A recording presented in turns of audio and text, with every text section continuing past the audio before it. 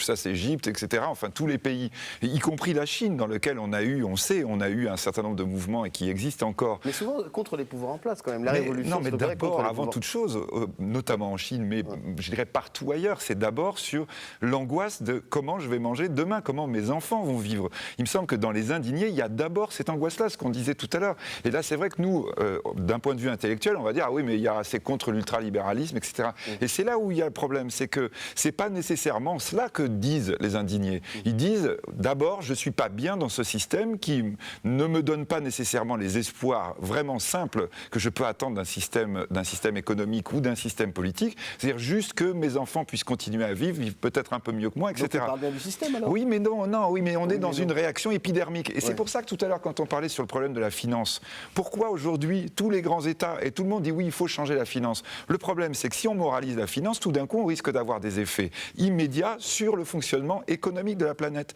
Et on dit, on va faire comment ? Il faut être bien clair. Aujourd'hui, par exemple, mais justement, très concrètement, le shadow banking, la banque de Londres, la banque non régulée, celle qu'effectivement, sur laquelle on va avoir une stigmatisation totale aujourd'hui, c'était 65% du financement de l'économie mondiale avant 2007.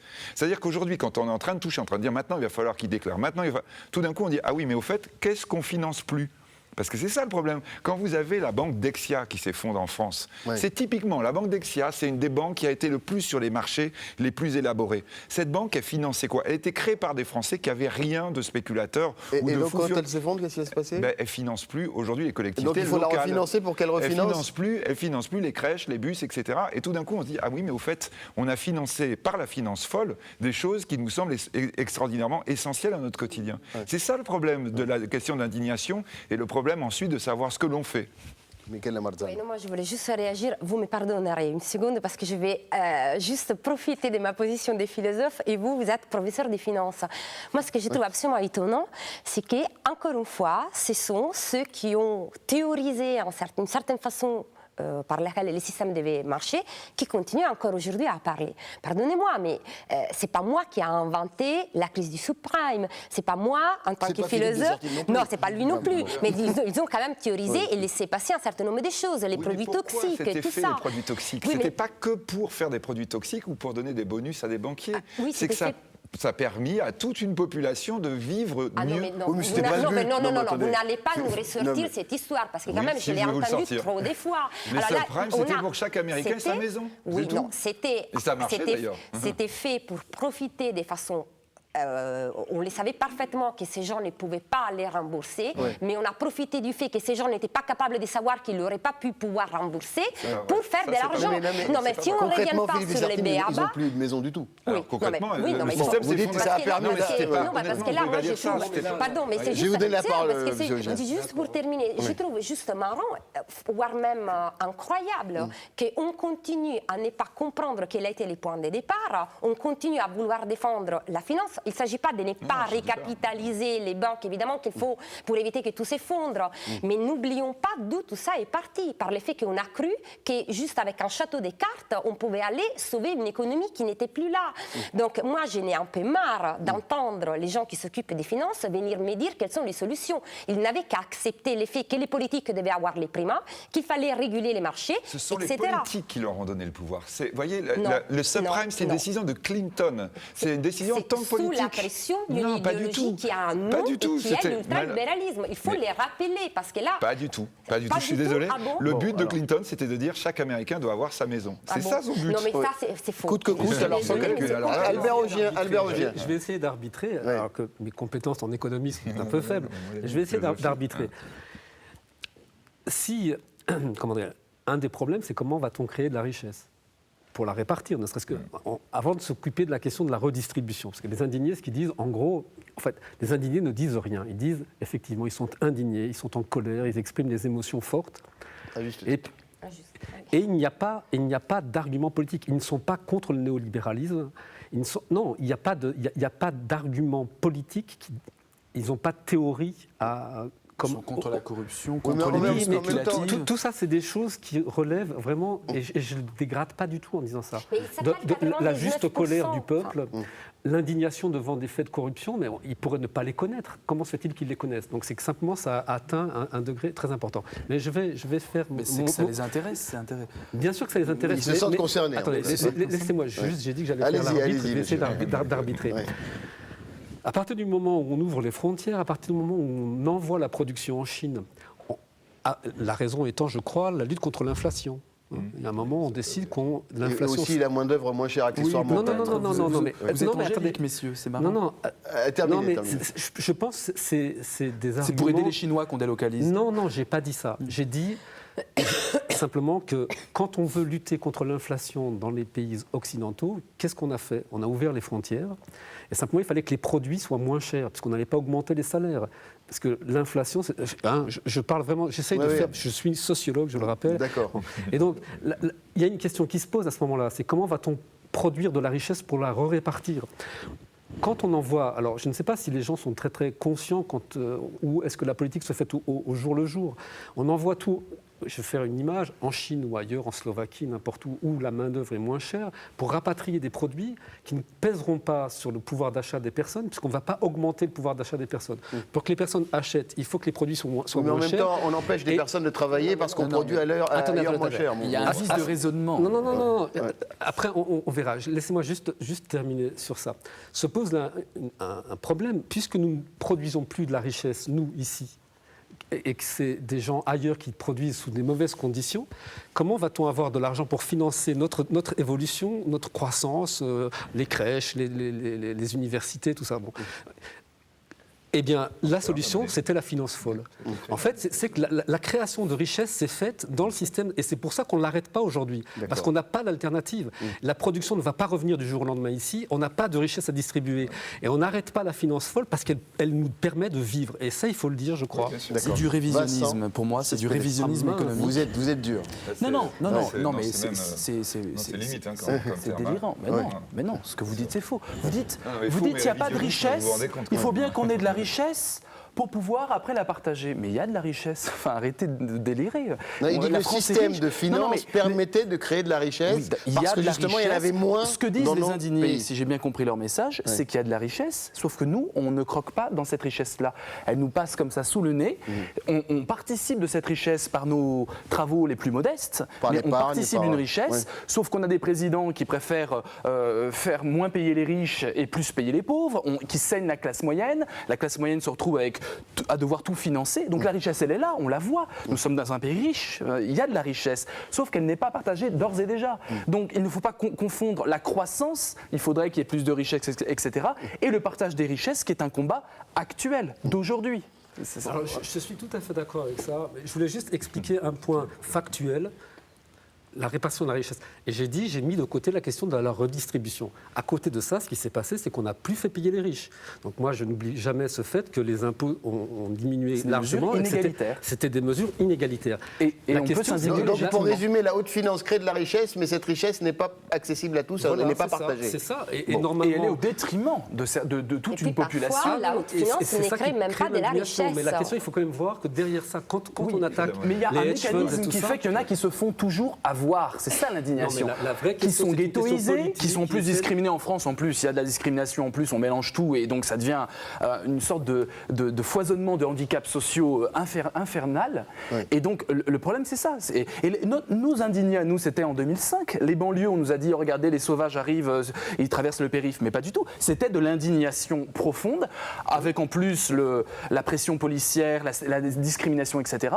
Et puis aussi dans les ZDI, il y a aussi l'idée qu'on peut aussi parler, on peut avoir une expertise. Nous vivons dans un quotidien, nous connaissons la pauvreté, nous sommes précarisés. Oui. Et bien les précaires peuvent aussi se donner la main et avoir une parole audible. Oui, mais justement, la parole n'est pas très audible, elle n'est pas très structurée et il n'y a pas de programme. Vincent Cespedes, est-ce que c'est possible qu'un mouvement perdure quand il n'y a pas d'idées phares, d'idées fortes Il y a pour progresser? 1000 idées. Moi, quand je vais, pareil pour l'altermondialisation, il y a énormément d'idées. Il y a des tentatives. Vous savez ce qu'il y a? Un truc extraordinaire, il y a de la comparaison entre les pays. Ils sont sont en train de comparer comment ça se passe en Espagne, au Brésil. Mais non, mais c'est énorme. C'est énorme. On est dans une repolitisation de toute une masse qui était plutôt apolitique ou dégoûtée par la politique. Ça, c'est important. Quand on voit les taux d'abstention, on voit que là, il y a des gens qui sont intéressés par la politique, des chiffres qui sont confirmés par les scores des primaires, etc., où on voit les gens, ou les discours du président, où les gens sont là, sont au rendez-vous. Ce qu'ils veulent, c'est qu'on fasse œuvre de pédagogie. Et ils se sont dit, comme il n'y a pas de pédagogie, comme on ne comprend rien,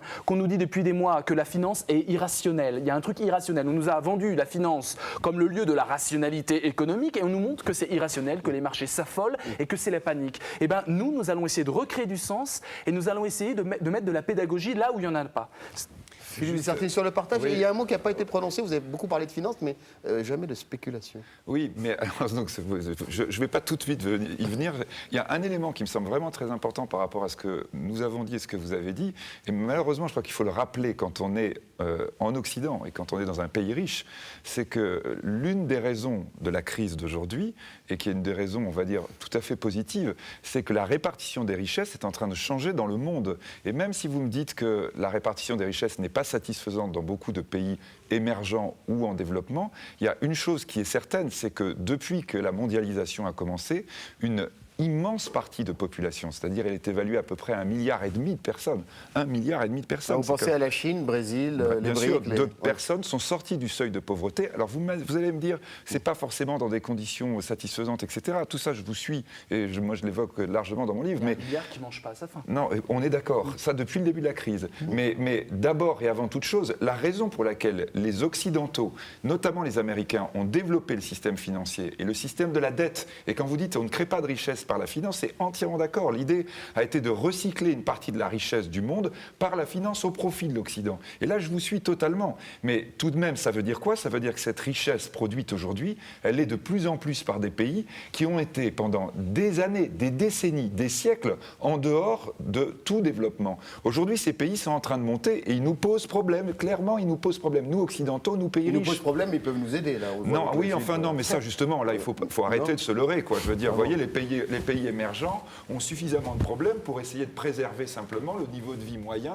de population qui sont encore bien supérieur à la moyenne de ce qu'ils peuvent connaître eux. Il y a quelque chose d'indécent. Demandez aux Chinois ou en Chinois, on a eu des émissions sur la Chine, vous avez au moins 800 millions de personnes en dessous du seuil de pauvreté, c'est-à-dire avec moins de $2 par jour, dire la Chine va devoir aider l'Europe. Enfin, quand même, on est quand même dans le délire, là. Mais justement, on est dans le délire parce que c'est via des fonds qui sont fournis en milliards de dollars, et pourtant la population est dans cette situation. Donc c'est encore une fois un problème de partage. Parce que nous sommes dans un système effectivement qui est tellement instable et tellement déséquilibré ou tellement fragile que même les pays qui sont émergents et qui ont des besoins immédiats extrêmement forts se doivent d'essayer de préserver au moins une partie du système pour qu'il ne s'effondre pas totalement et que même sombre avec l'ensemble du système. Donc je crois dans la notion d'indigné quand vous évoquez la problématique que peuvent avoir les indignés d'Occident, et c'est pour ça que moi tout à l'heure je suis tout de suite parti sur le printemps arabe et sur les indignés du reste du monde en disant nous devons bien avoir conscience qu'il y a un cri encore plus fort d'indignation aujourd'hui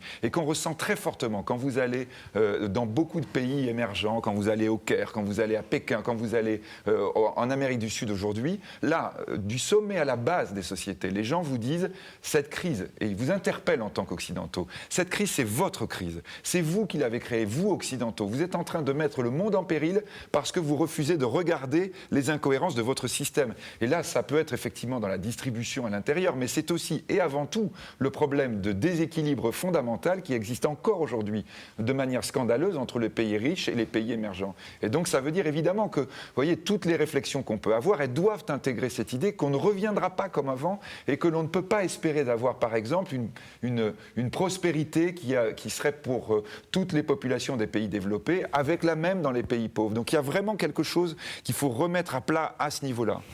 Albert Augien. Oui, non, le débat se déroule d'une étrange manière. C'est-à-dire, subitement, on est devenus des experts qui parlons du monde. Et en fait, on ne touche pas du tout à la problématique même, qui est la problématique politique de base. C'est cette démocratie pure qui se joue dans la rue. Et c'est plutôt, disons, le thème des indignés, c'est plutôt vers ça qui doit nous emmener et pas commencer à discuter des conditions générales qui ont produit la destruction, disons, des classes moyennes qui vont amener leurs enfants à être dans la rue. C'est vous-même Enfin, qui c'est ouvrez- avant- non, c'est non, avant c'est vous-même tout qui leur ouvrez sur la macroéconomie. Non, c'est pas ça. J'ai essayé non, de mais jouer c'est- l'arbitre. Moi, je parlais du peuple, des gens. J'ai Non, mais essayé de jouer Albert Augien, l'arbitre. Mais Albert il y a Augien, deux- cessez de jouer l'arbitre et essayez non, mais je d'exprimer pense que surtout c'est vos difficile de idées. dissocier. Justement, alors Non, non, c'est- l'arbitrage, je vais m'en occuper. Non, mais c'est pas Je vous en les prie, je indignés, vous en c'est prie. pendant la crise. Oui. C'est-à-dire, ils n'étaient pas là avant. Avant, il y avait aussi de la corruption, etc. Il n'y avait pas, il y avait pas ces mouvements généraux qu'on voit. C'est Non, mais quand en même même, temps, à mon vous avis, parlez de politique, vous avez raison, c'est quand même la situation intime, personnelle de millions de citoyens qui les a conduits aussi à manifester et à contester le système en place. Alors d'abord, il y a une chose qui me gêne toujours, c'est que on parle de population. Alors, je m'excuse Vincent, mais je suis de... Enfin bon, je ne vais pas faire comme Barack Obama, je suis de tout cœur avec vous, le pape ou le président directeur général de la banque, de la BCE, tout le monde est avec les indignés. Donc c'est pas cette question-là. Je m'excuse, mais là j'ai perdu le fil. C'est pas grave. Vous me Alors, posiez- parce que vous avez parlé de notre raisonnement qui serait plutôt macroéconomique. Oui, c'est ça, oui. Nous Qui a des serions millions- érigés qui a en des millions experts de et gens. pourtant... Qui a Ouais. des millions de gens, sans rabaisser en rien le mouvement, et parce qu'il est important pour les caractéristiques qu'il porte. C'est quand même un faible nombre de populations. Ouais. C'est très, De personnes, il ne enfin, faut pas un dire faible des millions de gens, il n'y a pas des millions d'indignés sur Terre. Il y a des blocs un peu à Wall Street, un peu à Londres, à Francfort il y a 3 personnes, en France il n'y a personne. En Italie, c'est très fort. En Italie, oui, mais Vous reconnaîtrez quand même que en c'est allé en Italie, augmentant Grèce- et Non, mais en s'intensifiant indépendamment ces de- dernières semaines. Ce que je veux dire, c'est qu'indépendamment du nombre de gens, Oui. ce qui est frappant, c'est que cette revendication, précisément Barack Obama, Mario Draghi, Nicolas Sarkozy, tout le monde dit oh, on est vraiment de plein cœur avec vous, vous avez tout à fait raison. Oui. Et ça, c'est un phénomène, parce qu'il n'y a pas de force en face. En fait, les gens s'assiedent par terre, ils ne demandent pas grand-chose autre que de créer une démocratie réelle sur place. Et là, je pense que le mouvement qui s'initie est très important. Et il faut le suivre en tant que comment créons-nous une nouvelle forme de démocratie à l'écart de Alors la tout le monde démocratie dit, on est avec vous, mais est-ce que vous représentative. avez, Donc, juste- vous avez observé des mesures, une volonté d'accompagner ce mouvement de la part des politiques? Écoutez, c'est très simple. À Bruxelles, le 15 octobre, donc le 15 octobre a été la grande journée des indignés de la terre entière. Ouais. Une marche était partie d'Espagne pour arriver vers Bruxelles. Point de ralliement en disant pourquoi Bruxelles? Parce que c'est la capitale de l'Europe. Mais les gens sont arrivés à Bruxelles, se sont assis, on les a maltraités. Peu importe, le jour du 15, une délégation de parlementaires européens sont venus vers les gens en disant à ceux qui pensaient être les leaders, parce que le même problème, c'est qu'il n'y a pas de représentants, il n'y a pas de porte-parole, ils leur ont dit venez au Parlement, Ouais. venez au, Oui, oui. Poursuivez, venez au poursuivez. Parlement Ouais.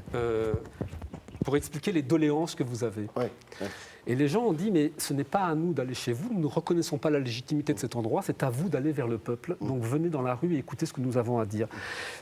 C'est deux manières de se représenter la politique qui rendent la chose, je ne dis pas difficile, je dis qu'il y a un manque de communication réelle, c'est-à-dire si on a une exigence de démocratie pure de cette nature-là, il est difficile de voir comment elle peut rentrer dans le cadre d'une démocratie représentative. Et donc, c'est plutôt ce que je voulais... Voilà. Bon, alors interrogation sur la manière d'exprimer ou de pratiquer la démocratie aujourd'hui, Michael Lavalzade. Non, mais moi, je suis d'accord qu'effectivement, c'est important de prendre en compte un désir d'une autre façon de vivre la politique. Oui. Donc, une autre façon de participer, peut-être parce que pendant longtemps, on n'a plus vraiment participé et on a laissé faire.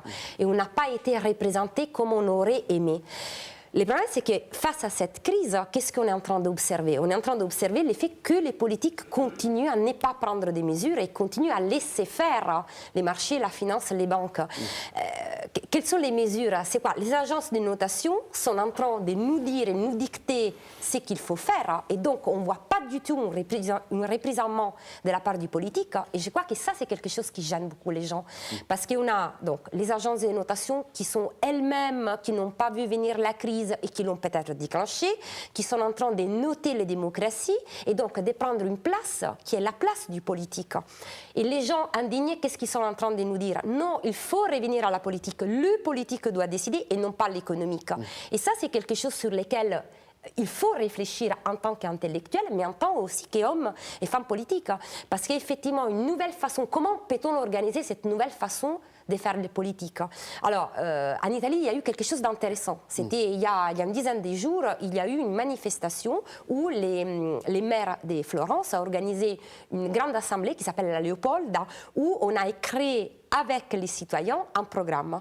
C'est-à-dire, il a été fait par les biais d'Internet, Facebook, Twitter. Donc, on a essayé de faire en sorte de mettre en place une démocratie participative. Alors, je ne sais pas si c'est la réponse, mais c'est une façon de répondre à ces cris d'indignés qui, effectivement, c'est un cri pour un retour du politique et basta avec les tout économiques et les tout financiers. Comment peut s'opérer ce retour du politique, Vincent Cespedes? Ce retour du politique, il passera par la société civile. Et les indignés, c'est justement une expérimentation en direct de la société civile qui se regarde. Tiens, tu existes, tiens, tu as les mêmes galères que moi, tu as les mêmes problèmes, on peut peut-être faire quelque chose. On ne sait pas quoi. Tu veux aller dans tel parti, non, je leur fais plus confiance. Désolé, mais c'est ça le problème. Donc ça parle aux politiques en ce sens-là. Alors ils vont essayer de récupérer des choses, mais ils ne veulent pas être récupérés, il y aura un bras de fer qui va s'engager. Et donc il y a une gouvernance mondiale et il y a une société civile qui est en train de s'organiser de façon hyper brouillonne. On voit ça aussi avec Facebook, avec la Tunisie et tout ça. Et donc la gouvernance mondiale doit à mon avis être réformée et la grande question des indignés, c'est comment on va prendre en compte les doléances de la société civile. Comment la société civile va-t-elle influencer la gouvernance mondiale ou l'économie, etc. Et donc, dans ce comment-là, Internet a un rôle central, la pédagogie a un rôle central, donc les médias traditionnels ont un rôle central de pédagogie. Ouais. Et puis, il y a des mots qui reviennent. Moi, ce qui m'intéresse, le mot oligarchie revient énormément et revient à la mode.